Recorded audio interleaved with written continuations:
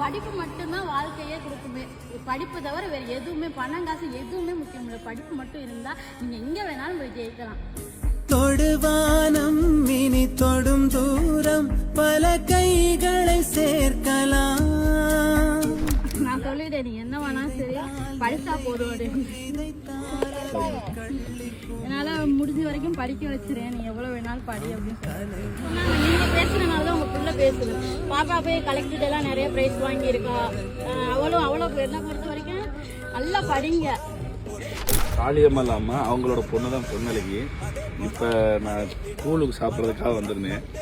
அவங்க சொன்னது ஒரே ஒரு இதுதான், என் பிள்ளைய நான் படிக்க வைக்கணும். அது உங்கள் வீடியோ பார்த்து தான் எனக்கு ரொம்ப ஊக்கமாக இருந்துச்சு. நான் கஷ்டப்பட்டு படிக்க வைக்கிறேன், என் பிள்ளைய என்ன ஆனாலும் படிக்க வைக்கணுங்க. எனக்கு இன்னைக்கு ரொம்ப சந்தோஷமாக இருக்கு.